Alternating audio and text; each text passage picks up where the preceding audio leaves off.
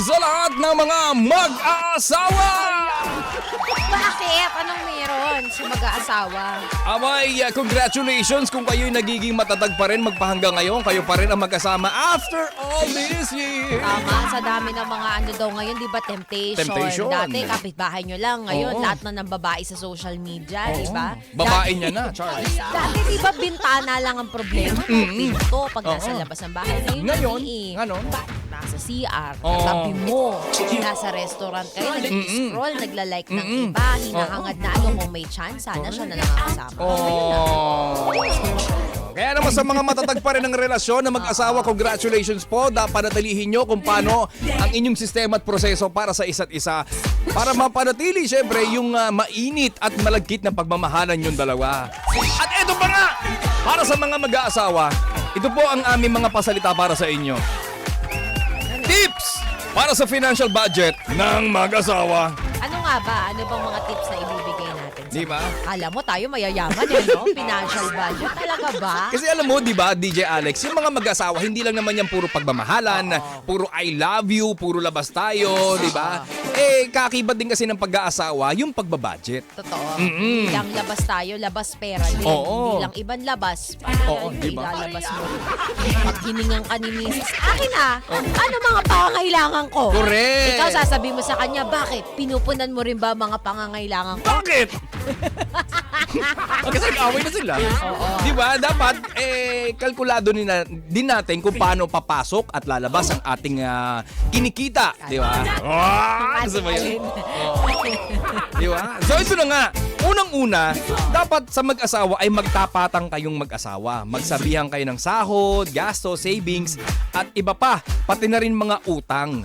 Siyempre para transparent. Totoo yan. Di ba? Na wala kayong tinatago sa isa't isa, lalo pag usaping pera. Kasi dyan nasisira ang mag-asawa eh. May mga ganyan nangyayari, tinatago nila na nalubog na sila sa utang dahil naipangsugal, Oo. online, Oo. tapos hindi na nila mabawi. Oo. Saka lang sasabihin pag baon na baon na. Di ba? Dapat ibang baon lang. Sa utang. Baon sa pagmamahal. Huwag sa baon sa utang. Mahirap yung mga baon-baon na yan. Pangalawa, sino? Kung sino ang taong bahay, siya ang dapat na mag-budget. Okay. Kalimitan niya usually babae, di ba? Madalas. Pero kung ikaw naman lalaki ang nasa bahay, okay lang din naman. Basta marunong ka. Basta kung sino nasa bahay, yung magbabudget para hindi na pinoproblema nung nasa labas na naghahanap buhay. Totoo yan.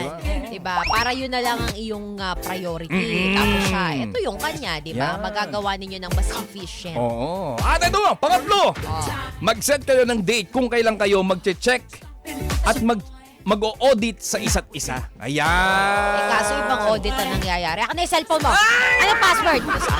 Nako po, dapat ang priority nyo, ganito. Huwag yung maghanap pa kayo ng mali sa isa't isa. At huwag na kayo gumawa ng mali para walang wala kayong pagtatalunan, di ba? Totoo. Kasi pag gumawa rin ng mali, nako, yung mga binabudget nyo na yan, promise, mauubusan Ubus kayo. talaga, Ubus tatapon yan. Tataob talaga yan. Ang mahal ko naman babae o man lalaki these days. Aminin mo. Tama. Gasolina lang, tataasan naman next week. Gagastos ka pa, parehas lang naman yun, di ba? Lang naman Ano ba yun. gusto mo? Pahalang, patalikod, patayo? Yan. Ano, one-fourth, One-fourth. crosswise.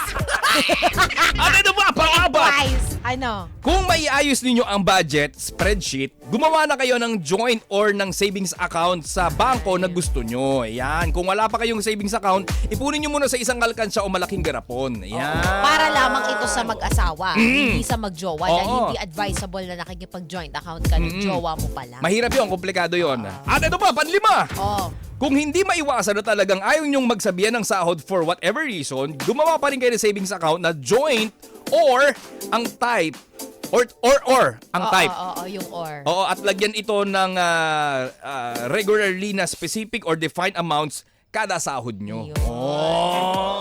Siya nga naman, di ba? Para may pagkukuwanan kayo, mahalaga sa panahon ngayon na may emergency. Correct. Dahil ang trabaho, hindi natin alam ngayon kung hanggang saan ka kayang ipaglaban. Halimbawa na lang dahil Correct, sa correct. ekonomiya ngayon. Di ba? So, Correct. dapat laging Handa. At ano ba? Panganim. Kung magbubuo kayo ng emergency, Siguro milyonaryo ka. kung magbubuo kayo ng emergency fund, make sure na mabuo ninyo within 6 months worth of expenses ninyo sa bahay. Ito nakadepende na to sa bawat couple, sa Oo. bawat mag-asawa. Kung kayo ay medyo talagang alam mo yun, magastos, di ba? Magastos sa pagkain. Oo. Eh, mas malaki rin ang dapat ninyo itabi. Oh, tama. At ano ba? Wow. Napakarami pa pala nito. Ayoko na! Tama na yan. Tama na! Kasi hindi na rin naman natin yan sinusunod.